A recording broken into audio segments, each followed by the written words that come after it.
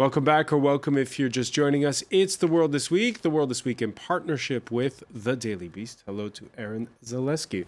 Welcome back as well to Anne Bagamary of the International New York Times, Patrick Smith of the Africa Report, and France Inter's Claude Guibal. We were talking just before the break about the impact it's going to be having on Britain, the Brexit. What about over in Brussels, where the mood is testy? It's a bit of a mad scramble. And yes, there is a tad bit of resentment. On n'est pas sur Facebook où c'est compliqué, où on est married or divorced, but not something between. All right, then there the Prime Minister of Luxembourg marches off. Anne Bagamary, it's interesting because we've heard, two sounds. Angela Merkel saying, hey, let's respect the will of the British. Let's not try to beat them up in these troubled times. Mm-hmm. And the French saying, come on, you guys want to leave? Start the clock. And now we're hearing from the two leading contenders to take over as prime minister to say, well, we're in no rush. We won't do it any time this year. Well, I think that the Prime Minister of Luxembourg had an interesting point when he said it's either a marriage or a divorce. It does have that feeling. And one of the truisms of divorce is that when the two parents shoot at each other, they hit the children. So I think Angela Merkel is actually preaching something very sensible when she says, let's take our time, let's let the emotions settle down, let's let the swelling go down before we start negotiating what's really best for Britain and for Europe. But mainly, of course, she's going to be most interested in what's best for Germany. And what's best for Germany is probably going to be more Europe, not less.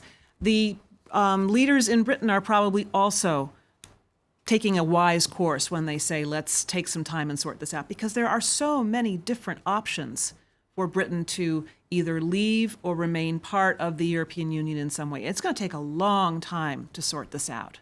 Why is France being so, hurry up, don't let the door hit you on the way out? Why? France has some very strong interests in making sure that Britain is kept out of the European Union. France wants London.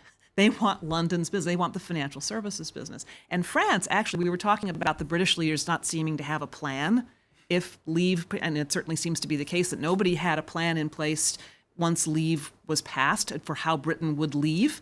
Well, France has been doing some very serious contingency planning for how to attract jobs out of London, especially financial services jobs and other kinds of jobs if Britain voted leave. So France is ready to go. They are ready. And that probably is why the French leader is saying, come on, let's get the show on the road. Probably the cooler heads will prevail. That's my feeling looking at it. Just because the complexity of the issue argues for calm. But also, this was a shocking development, and people who are in shock don't make good decisions. It's probably best to let everybody calm down. Do you agree, Claude Guibal? I didn't know that France was prepared that way, but that's good to know that we at least prepared for something. But those of us who are French are happy. We always to hear plan ahead, Claude. What are you talking about? But it's interesting to see how everybody is trying to gain time in the UK. Of course, you cannot. I mean, it's their own interest to gain time to negotiate, to prepare a framework for this Brexit. Also, they are already starting to exploit all the divisions between the European countries, between Eastern and Western countries, between France and Germany. Even with Spain, I mean, Spain will never negotiate with Scotland, for instance, because of Catalonia, or so they have plenty of room, to explore during those 2 years. And I don't know what's going to happen next, because I think a lot of options are still on the table. Now we are assisting a turmoil, a mess, but who knows what's going to happen. You mentioned Spain's, that was quite evident on Wednesday over in Brussels. The First Minister of Scotland meeting with the President of the European Commission, but the head of the European Council, who reports to the head of states, wanted no part of Nicola Sturgeon. And that's partly down to what Mariano Rajoy had to say. Scotland does not have the power to negotiate with the EU. Spain opposes any negotiation by anyone other than the government of the United Kingdom. And I am entirely convinced that everyone agrees with us on this. By the way, I'll open a parenthesis, then quickly close it. Spain had a general election last Sunday. Only That's right. Like everything else in the last 7 days, it was ignored. But on this point, you were mentioning at the outset, you wondered about a breakup of Great Britain. Yeah, I mean, Mariano Rajoy, did he just give you your answer? No. No, I don't think he did, because after all, he doesn't speak for all of the remaining 27 members. I think there is a differentiated attitude. I mean, this country, France, has very strong ties with Scotland and might well find there's a reason to encourage it. No, I think it's a real problem. The Scottish view is very much we're getting alienated from Westminster, and this decision just takes it further. I think they have to make some hard decisions, obviously, about the price of oil and things like that. If they're going to have a viable economy. But yeah, I mean, and if they do stay in the EU, you're going to find a lot of Sassenachs, that is, people living south of the border in Scotland, moving to Edinburgh to get their Scottish passports. Brexit really is dominating everything. We saw this Friday news that out of Austria, Aaron Zaleski, that there's going to be a redo of the presidential election back in May, where the Greens candidate beat out the far right by just 30,000 votes. When we were speaking with our correspondent, all the speculation was, how is the Brexit vote going to influence the presidential election when they have a redo of that runoff? So there really is this feeling that Brexit's going to impact everything that happens in Europe. Everything. Another interesting thing I was reading in the French press this week is that some French politicians are not campaigning for, but discussing possibly rolling back the 2K agreement from 2003, which the cooperation regarding migration between France and the UK. And it's ironic because there was so much anti-migrant sentiment in the Leave campaign. And if this agreement is over, France will no longer be responsible for preventing migrants illegally crossing the channel into the UK. So I thought that was, if that dissolves, that's another complication. On the other hand, we saw David Cameron in France this Friday for the commemorations of the 100th anniversary of the Battle of the Somme. And originally, the French president wasn't scheduled to be there. He made a point of going. It was in your. What does that tell you?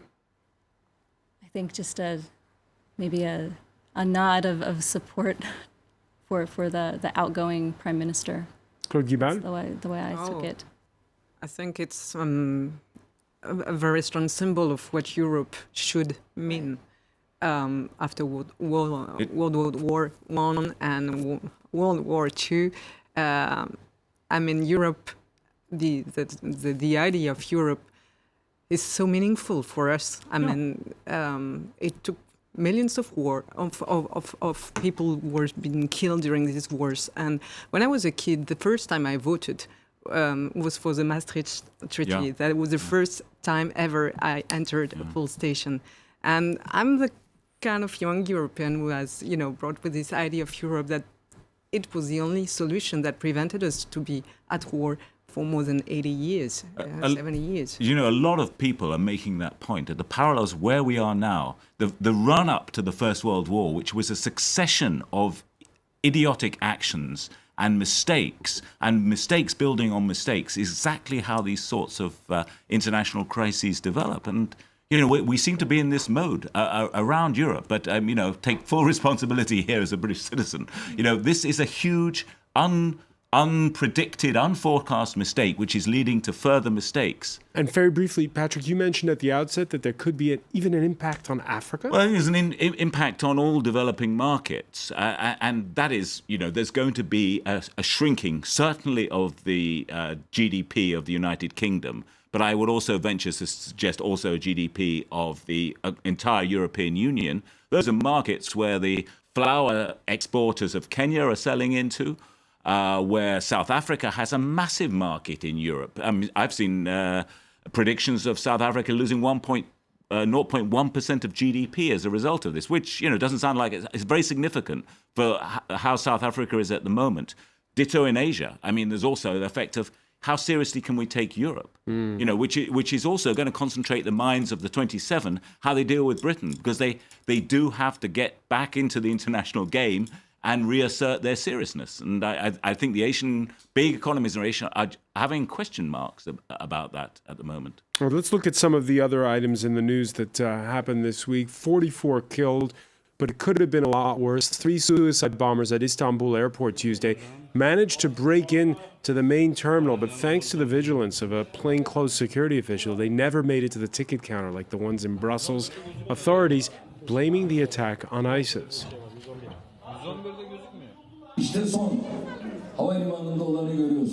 You have seen what happened at the airport lately. It was most likely done by the Islamic State group. They say that they've done this attack in the name of Islam. They have no connection to Islam. Their place is in hell. And Baghamari, this is at Europe's 3rd busiest airport. Yeah, which was news to me. I didn't realize that Ataturk was that big of a crossroads. However, Turkey has been a crossroads of a certain kind for some years, a crossroads for jihadists trying to get to Syria especially, but also into Iraq.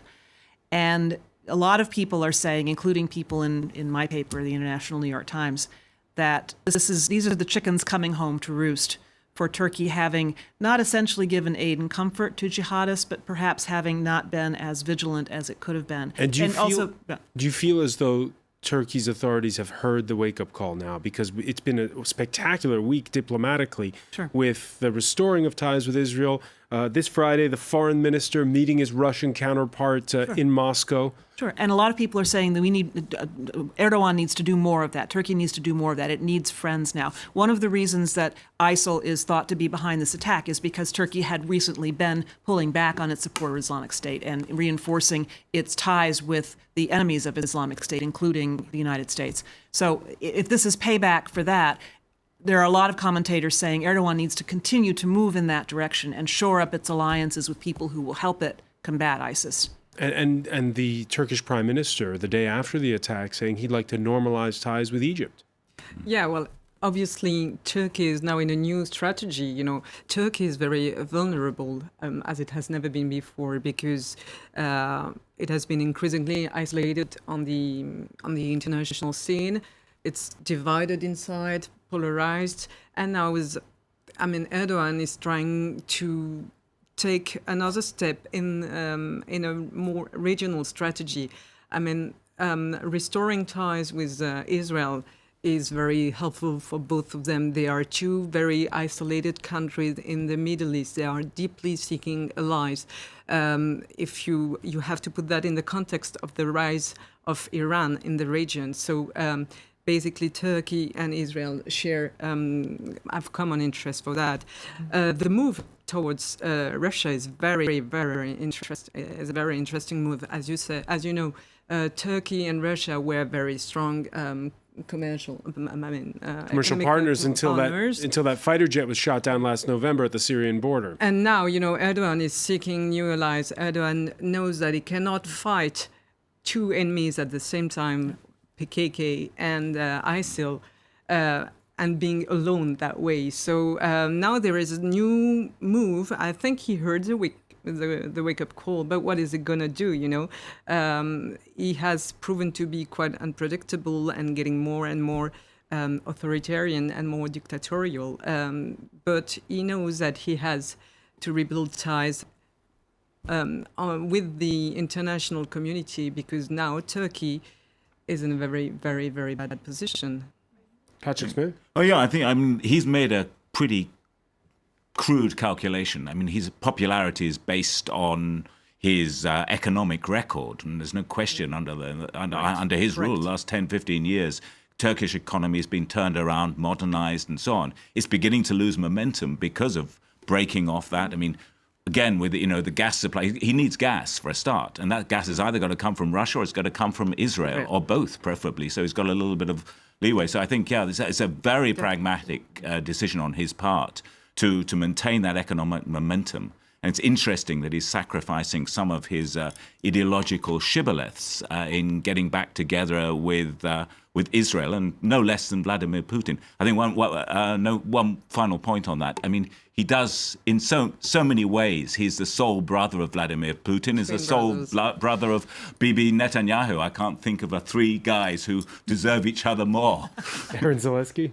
Oh, there's also been so much of a focus on the PKK, that insurgency in the southeastern region, that I think that it's possible that because the focus was there, the ISIL threat was maybe not that a second priority. Exactly, it wasn't the top priority, and I think now in the wake of this attack, it may become more of a top priority.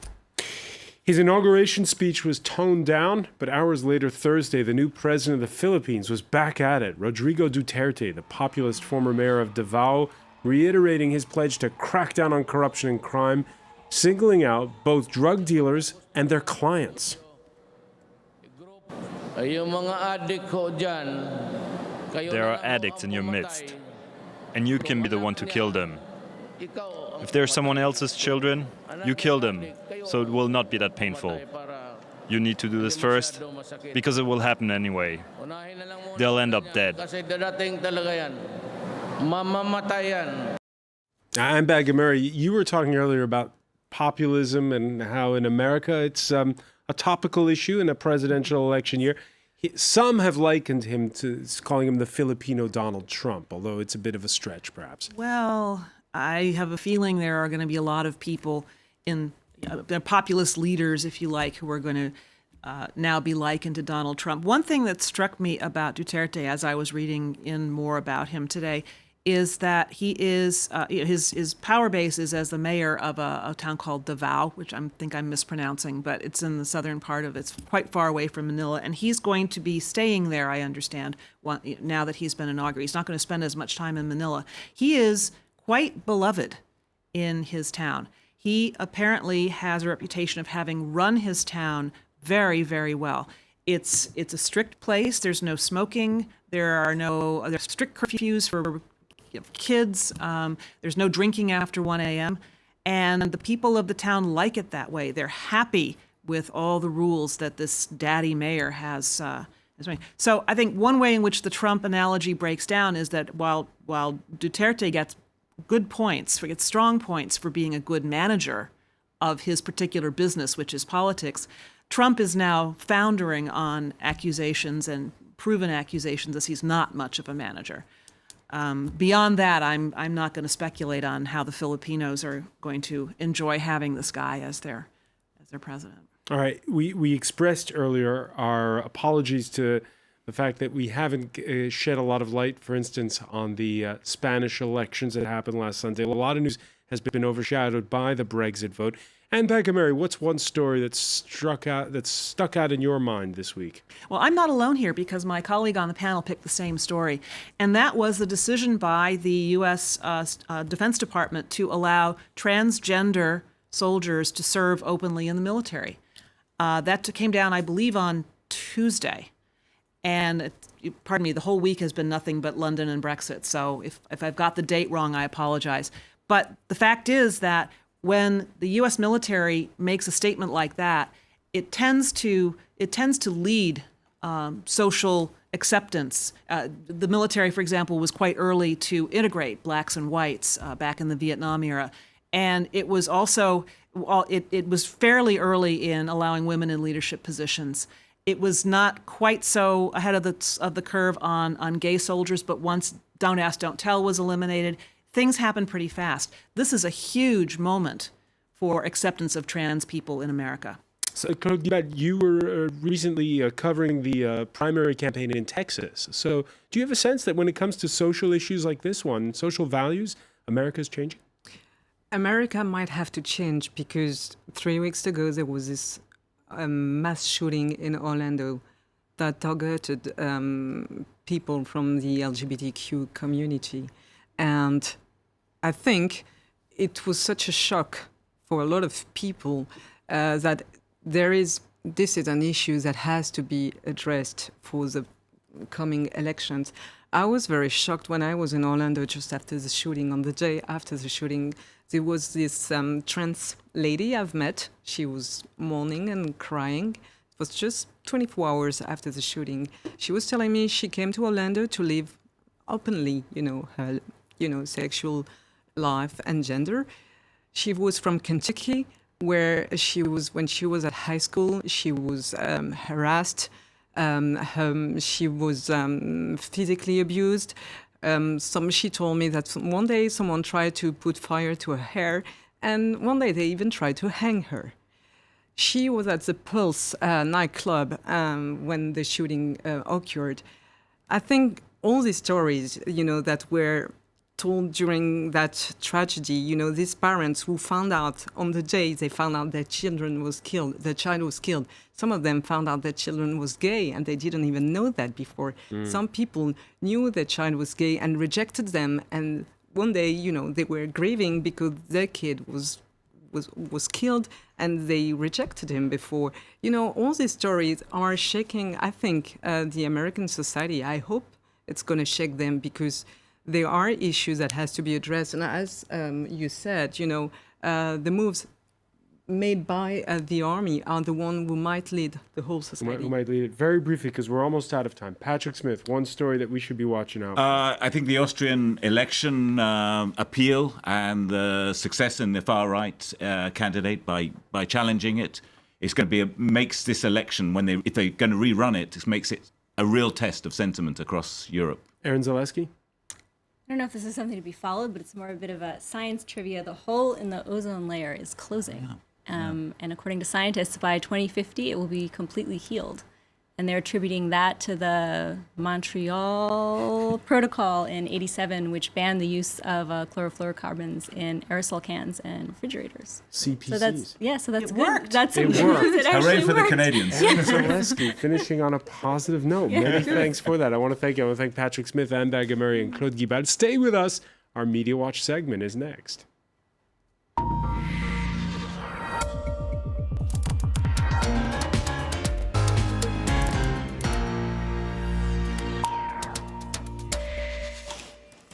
And we say hello to Emma James.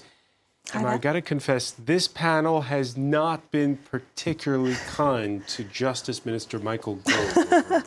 I don't think anyone is being very kind to Michael Gove right now. In fact, I'm not sure that they ever have been. If we take a look at what the Washington Post has to say on this one, because, of course, Michael Gove has now officially thrown his hat into the ring to be the man to lead the UK out of Europe. But they say after Brexecution, the man who betrayed Boris Johnson speaks out. What they say is that despite staging a political ambush that reshaped the race to be Britain's next Prime Minister, Michael Gove says he acted out of conviction, not ambition. Not something that many people believe, frankly. However, if you look on social media, there is one thing in particular that people seem to be mocking and taking a particular interest, and it is the fact that Michael Gove doesn't seem to be able to clap like a normal human being. Oh, no. Amazingly, when you start searching Gove, you immediately get suggestions, do you want to look at Gove clap? And it would appear people do. Over and over and over. Exactly. Tweets far and wide on this one. Gove's new campaign slogan, if you're happy and you know it, clap your hands. My God, no, not like that. What are you doing? Shortlist has even written an article on how to clap like Michael Gove, which for some reason isn't coming up right now. But what they say, it is a very mean article, it has to be said, and I don't know why we're not able to see it. It is very below the belt. They point out that he doesn't even know how to drink either. Because he tends to sort of try and push a huge amount of his mouth into his glass. It's very odd. But as this Twitter user pointed out, the Sun refused to back Ed Miliband for Prime Minister. If you remember, 2015, he was the Labour leader, due to the way he ate a sandwich, but may back Michael Gove despite his inability to clap. Now, if you've forgotten about Ed Miliband and his unfortunate bacon butty incident, that is the front page the day before the general election last year. And he was having a bit of difficulty, people basically making out that it showed he wasn't a common real down-to-earth man because he couldn't eat a bacon sandwich. It's all very strange. One last word on this one. In hindsight, I think Ed Miliband ate that bacon sandwich with a serene dignity we have now lost forever. Oh dear. Eating also was an issue, I know, in the U.S. Election. On a more serious note, the commemoration 100 years ago today, the start of the Battle of the Somme, 30,000 UK and Commonwealth soldiers died on the first day. It is just unbelievable, the figures involved in this. I mean, even the first 6 minutes, it was 30,000, I think, overall were killed. 19,000 British and Commonwealth soldiers on the day. And lots of people paying tribute in the usual way. John Nichol, former RAF airman who was himself shot down and captured, you may remember, during the Gulf War. He's posted images from the trenches saying it's difficult to comprehend the fear and courage at the Battle of the Somme 100 years ago.